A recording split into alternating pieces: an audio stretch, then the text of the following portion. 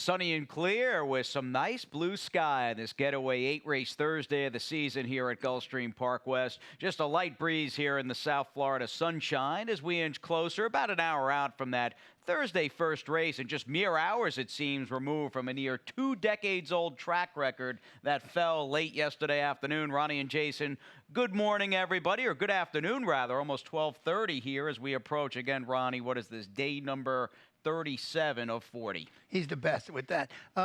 Chamber of Commerce Day. These last couple of days have just been fantastic weather. So fast main track, firm turf course, and that was some performance yesterday. Yeah, no, a track record that originally had been set back in 2001. I get this might be a little bit of a fickle distance, and again, the calendar, as far as the year-round racing calendar, that has shifted obviously over the last 4 or 5 years in South Florida. But still, take nothing away from Bodie Express, who was stepping up, had received quite a bit of R&R over the summertime after losing Johnny V at the start of the Preakness back towards the end of May.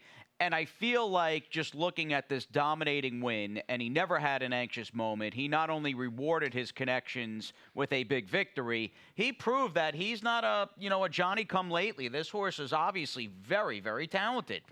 That's very talented, and we got to see him when he came back after the race. He looked fantastic. It wasn't even, looked like he didn't turn a hair. So he's got a bright future ahead, and he's fresh, and he's ready to go, and maybe we'll see him in the Pegasus. Yeah, absolutely. 101 buyer, by the way, for trainer Gustavo Delgado and jockey Misael Jaramillo. And I think the plan is, before the Pegasus World Cup in late January of 2020, will be that third Saturday of the championship season, December 14th, with the Grade 3 Harlan's Holiday. Now, obviously, that opening weekend program is just now 8 days away. It's crazy that Thanksgiving is just a week down the line. But again, opening day of the championship season next Friday, November 29th. Hope you can join us, and what an action-packed opening weekend. Obviously, you get the first day festivities on that Friday card, and then we don't miss a beat, Ronnie, right into 6 juvenile stakes on that Saturday, November 30th. Yeah, it starts at gangbusters and just goes on and on throughout the whole meet. Can't wait. Now, we can't wait for Sunday either. We like Gulfstream Park West. You get a little track sore after a while. So Sunday is closing day. It's mandatory payout day, as we'll call it, in the Rainbow Six, the late 5, and the late 4. Most everybody, though, is obviously going to be clued in and concerned about the jackpot Rainbow Six, which, I mean, with mandatory closing day coming in just a matter of a few hours, seemingly, I mean, you've got a lot of money up for grabs in a sequence, in a Rainbow Six jackpot style wager where the carryover has not been paid out in full since we began back, the first week of October. Yeah, we're over $1 million right now. You see 946, but as soon as the betting and wagering opens, it'll be over $1 million, and we'll see if it lasts till Sunday when it'll be mandatory payout. So 946, and we also got a pretty nice carryover in the Super High 5 in race number 1 over $3,000. Absolutely, a race that concerns Cantrum Kitten. He's an early favorite right now, and seemingly easily, I should say, the horse to beat, as he just debuts against a pretty modest-looking field for maiden 10 here on the dirt. By the way, fast and firm on this Thursday, November 21st, and we'll take a little gander and a little shot at this early pick 5. I used the speed with a Misael on the 7 little guy, but make no mistake, the number 3 Trump's Kitten is hands down the horse to beat and a very deserving favorite. I am 3 deep in a 12-horse turf second race. Do note a pretty important, just note the 16 Faez drew in, actually, the number 16. So Antonio Sano runs 2. I prefer of the Sano pair, the 3 Bacano, who's on my play. I'm 1 with the good old 311 there in the second. 2 deep in the third, using 2 very logical-looking horses who are both stepping up, per se, in class off recent victories. And to me, Ronnie, this was an early pick 5 sequence that I structured around Validate My Single in the 4th race. I knew she was running. She's the horse I wrote about in my analysis today over at GulfstreamPark.com, and I think she looks really well-intentioned today, dropping in for 16. Yeah, Paco Lopez will be riding for Mike Maker. It looks like the logical one in there, and you can go to, I went a couple deep in there when I did my early pick 5, my Rainbow 6, but I could see you singling in that spot. Yeah, I'm hoping she just has a simple class edge, so we'll try to get her home, and hopefully either the 3 or 7 can get it done here in the first. But in terms of just looking at this this race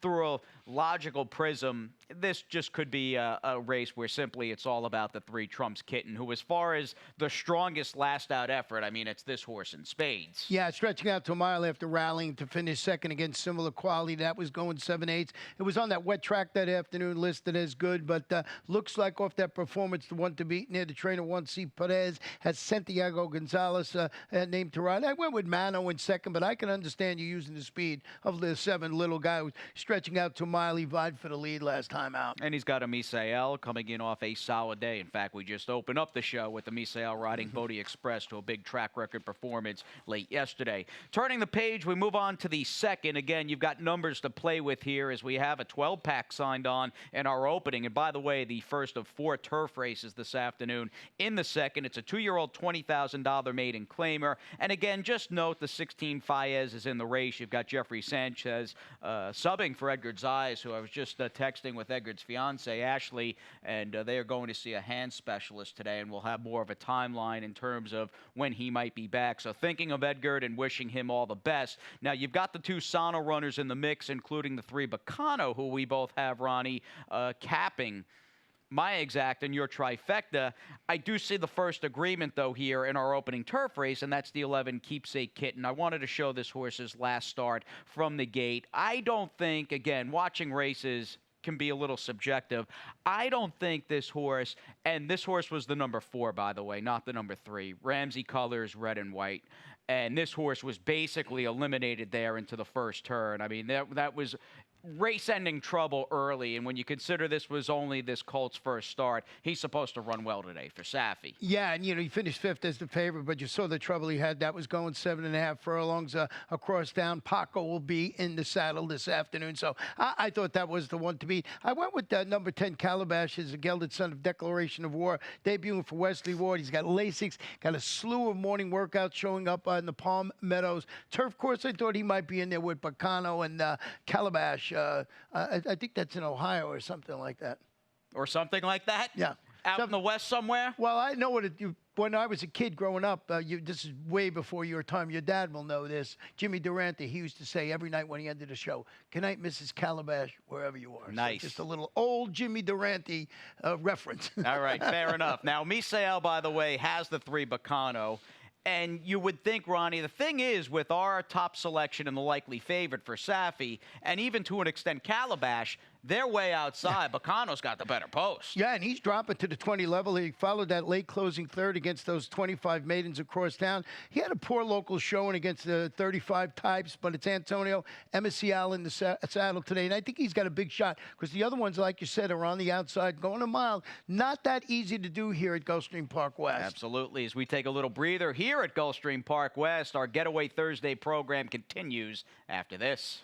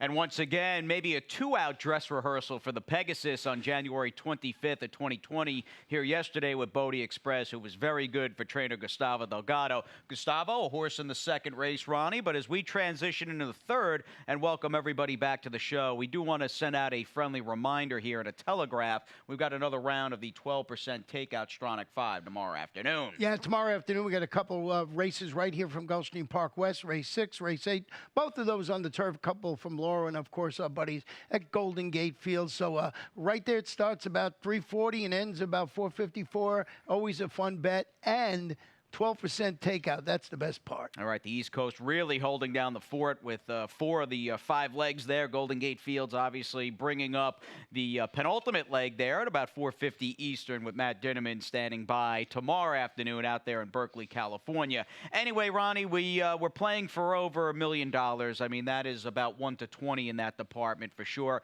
Carryovers right around 950 Gs. And what are you doing today? I got a 43-20, and I went 3 deep in here, and I used Only in August, Little Be Quick, and Abuela's Love, who's actually the horse I thought would run well in there. You mentioned Valley Date, but I did go 3 deep because I had some interest in Catnip Kitten and Sandrift in there, so I'm going to try and cover my bases there. Lady Fiorella, ridden today by Fanny Olson, and the 3 Talabat, and then Paint My Blues Away in race number 6. I thought that was a good one, and my best bet today is in race number 7. It's the 4 Irene. This one getting blinkers on this afternoon, going to the dirt for Rory Miller, who's pretty sharp, going turf to dirt. So I thought maybe I didn't single because I like Bull Dad in there too. So that was my best bet of the afternoon. So 43-20 for me, 3 deep in the last. Big rider change as well on the 4 Irene. I hear you. Now you got Take Charge again in that race and Bull Dad. They both should run pretty well. One for Sabelli, the other one for Terry Pompey. But I'll tell you, Jane Sabelli very live here later on this afternoon. Ronnie had mentioned Paint Them Blues Away, one of a couple of key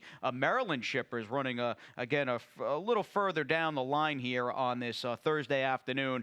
As far as this third race is concerned, as we start the rainbow and we bring on these filly and mare 3 and up 6250 claimers on the dirt at 3/4, I like the 2 horses that are in good form, ostensibly stepping up in class here. The 2 Only in August and the 3 Who You Like, Abuela's Love. Yeah, stepping up to the next logical level today after drawing clear, defeated those 2 lifetime claimers as the odds on choice that day. Eddie Plessis Jr., Kristen Torres in the saddle. I don't see anybody that scared me off that I can't use this horse, even though it's jumping up to the next condition. And you're right about Only in August, stepping up, stretching out. He came 5 wide last time out against those 2 lifetime foes, going 5.5. No, she ran very well. The distance might help here, turning back from 7 to 6. I thought the 5, She's One Mad Mama, who hasn't run all that well since coming back from a 13-month layoff, give or take, for trainer Kathleen O'Connell. I felt as though if she's going to show anything, today would be the day. Again, getting a little less ground, per se, from 7 to 6. Third time back with the blinkers on. But Ronnie and I like the 2 last out winners down towards the inside in race 3. And we'll flip the page. We'll come up to race number 4, and we'll already start the Thursday late pick 5 here with a group of 3 and up filly and mare 16K claimers. And I mentioned the claiming tag off the bat because, to me, the 3 Valley Date, who doesn't have her Florida bred restricted allowance condition, she passed through that. I think this is just a very, very prescient type a smart move for trainer Mike Maker, dropping this Drosselmeyer filly in for 16K. She'll anchor an $18 play for me, and although Ronnie's best bet is in the 7th, I just prefer the number 3 Take Charge again for Jane Sabelli, and the 6 Bull Dat. You'll see a good stat for trainer Terry Pompey, who's been very good with her drops in class. And look, the drop in class is the real appeal. Coming back to this opening leg with the 3 Valley Date, who again is a Florida-bred Drosselmeyer filly, doesn't have that restricted allowance condition because she broke it back in late August. And I think she's a good turf horse here. And just to me, I'm calling a simple old-school class edge for 16. Yeah, drop it to the 16 level after failing to fire. That was against those allowance level competition. Both local turf outings for Mike Maker, so they put her where she belongs. Paco Lopez. But I had some interest in Catnip Kitten, and of course, Mr. Maker, famous for the kitten horses. I know, I was thinking of that too. Let's show the race, actually, while you're talking about Catnip Kitten. Yeah, stepping up to the next level. Like, I thought he was strong last time out. He drew off, he won it. As you're going to see, he was pretty impressive last time out. For did Stort of Kitten's Joy, Nick Juarez, Paco goes to Valley Date. Yeah, that's, I guess, no surprise. As good as Catnip Kitten has run this meet, and clearly you're dealing with a filly over a turf course that some horses really relish, she seems to be one of the ones that loves it and has an affinity for the green stuff here at Gulfstream Park West. She looks good, but again, I mean, if I'm Paco or I'm his agent, agent Corey Moran, I'm going, dude, we're riding for Maker here just because Valley Date. I mean, Valley Date in a way, Ronnie, sticks out like a sore thumb. The rest of these horses have all been kind of, restricted claimers throughout their career, where Valley Date, again, has just kept good company to this point. I'm 3-2-7, you're 3-7-2. I mean, if you're going 3 deep or you're trying to make this maybe a 2.5, 3-horse affair, clearly Sandrift is the other on paper. Yeah, stepping up to the 16 level today, returned from the layup, finished second and third, respectively, against 10 non-winners of 3 lifetime condition. For Saffie Joseph Jr., who's been on fire, horses in good form. And Valley Date certainly on the drop is the one to beat. But I was a little afraid of Katnick Kippen off that performance. And Sandrift, it looks like Saffie wins every race. It seems that way, at least. He is just shy of 40% for this meet. 37, 38% as far as his strike rate is concerned, with 19 wins.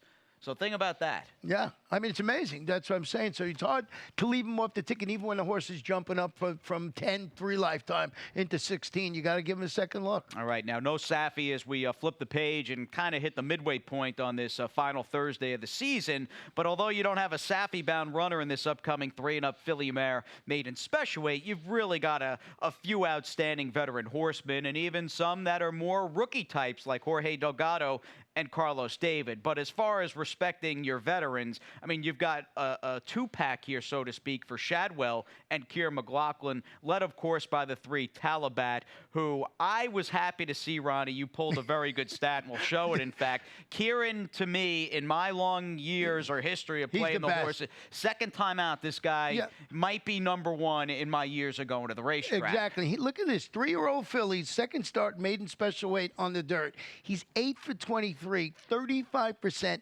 70% in the money, and still that positive return investment. When I see Kieran's second start, I'm all in on it. So Talabat, I think, is the one to beat. The inside horse later, Fiorella, turning back to a sprint. Third, it's Jorge Delgado. He's really good with horses going route to sprint. So we got a young gun against Kieran McLaughlin. Indeed, that is the case there. And look, even the video with Luis Saez talking to Kieran over, obviously, at Gulfstream in front of the fountain. The Shadwell stable colors were there, so everything checks out. And Hafila is the other one, the Bernardini filly for Shadwell. She's clearly a question mark on the dirt. Twirling Star, the 4, we both have third. She looks well meant here, and much like a Lady Fiorella, she's not coming in off a layoff like Lady Fiorella. I felt both those fillies, though, had right to run well with less distance here. I both think they're going to like the sprint. Yeah, Carlos Davies going to put blinkers on, finish second. It just ran okay up there. Jairo Rendon, talking about guys that have been riding in great form, especially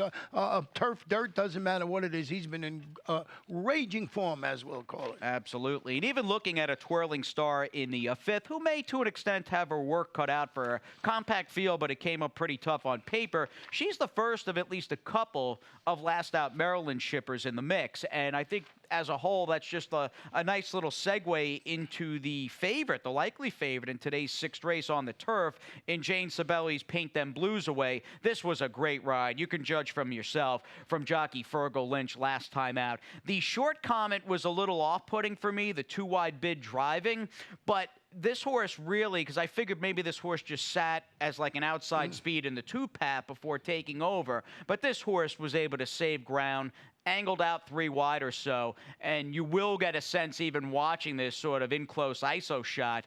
This is a long stretch, and my short comment, Ronnie, was in time. It took this horse a little while to get her feet beneath her, but she grinds out a nice win here, and with that stalk and pounce and just that handy cruising speed where she can lay up close, she's almost not guaranteed, but I love that she can make her own racing luck with a good trip. And I like her consistency, especially at the distance. She's had 3 races, 2 wins in a second. She's very consistent. Going to get Paco Lopez this afternoon. Lots to like about that horse. We both used the 2 Gilder who's going to the Juan Perez barn after the claim. Steps up today after dueling throughout and holding sway to defeat those 2 lifetime foes last time out. Pretty nice performance by Gilder.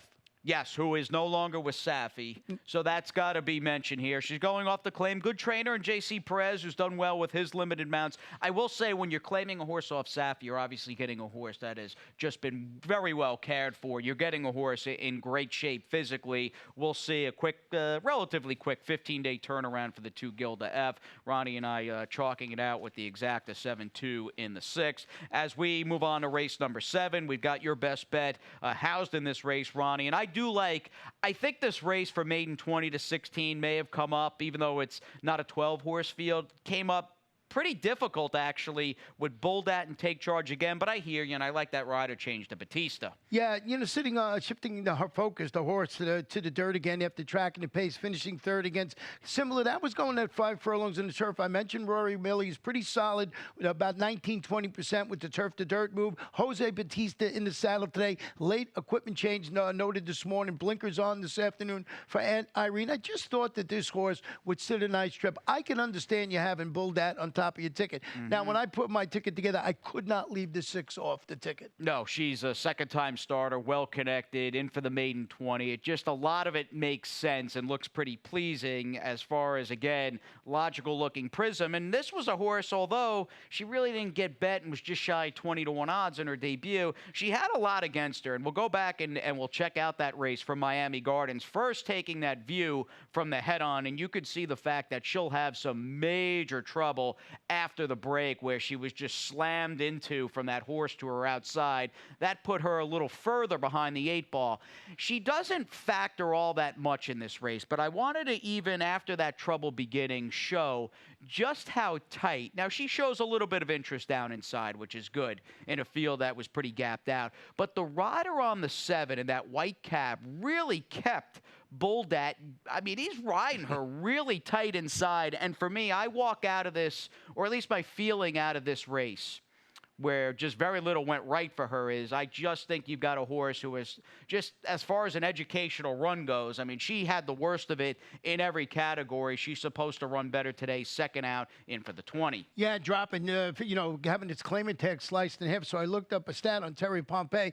50% drop in claiming price on the dirt. She's 5 for 15. That is 33%, 40% in the money. $3 and a penny is the return of investment. So she does exceptionally well, and that's great that you showed that. Even though the horse didn't factor, the horse really had nowhere to run, just was in there on the inside. So I like the drop on this horse. And you mentioned also when earlier Take Charge again, I think you got to look at this horse for Jane Sibeli and Paco Lopez. Yeah, red just shy of 70 days ago, coming out of a race up at Laurel for maiden 25. Horses are 0 for 5 out of that race, but still, the dirt races and efforts to date have been fine, and just a snug fit here for the 20 Gs for Jane Sibeli and Paco. We'll wrap things up. Race number 8. There's a lot going on. And by the way, this is kind of a wrinkle condition, or a condition that has a little bit of a wrinkle in it. Haven't seen too many turf-bound dated claimers for horses that have not won a race in X amount of time. In this case, going back to May 31st, and these are 3 and up fillies and mares.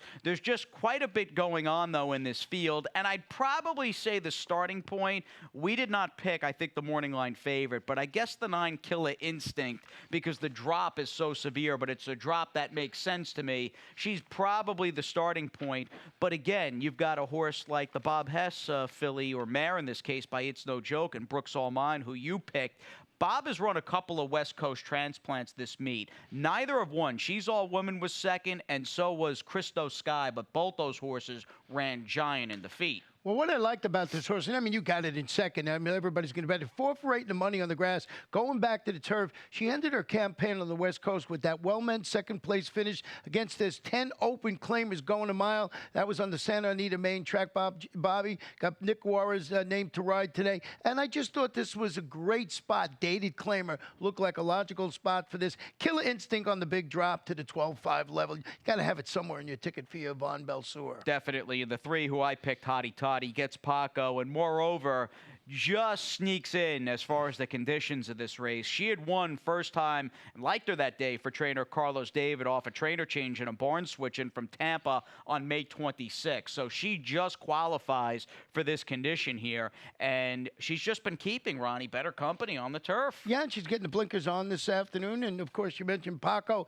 in the saddle. A little further down, I was really confused with this race of where to put my horses. We got the same four. No, it's a good race, though. It's a good race, don't you think? Yeah, it's a great race. I just didn't know what order to put them in, but we basically got the same super. So we'll box it up. Now, wishing Edgar Zayas a speedy return here to us at Gulfstream Park West and/or Gulfstream Park. I do want to, though, take a look at the rider standings again, because we are just on the cusp of having only 4 days remaining, and that includes Thursday's 8-race card. You've got Christian Torres, who seems to be almost stuck, or at least didn't have a win yesterday at the 31 mark. However, Paco picked up quite a bit of ground, won a couple of races here yesterday afternoon, and Amisael right behind them. I mean, this is really coming down to the wire. Yeah, you know, poor Edgardy's got to get his finger checked out, but he had a fantastic Gulfstream Park West meeting. Christian Torres, Paco was chasing you, and we knew this might happen at the end where these three was going to be four, but of course, Edgar out of action right now, but it's going to be right down to the wire. Absolutely. And on that note, we'll take a little breather here on Gulfstream Park West today,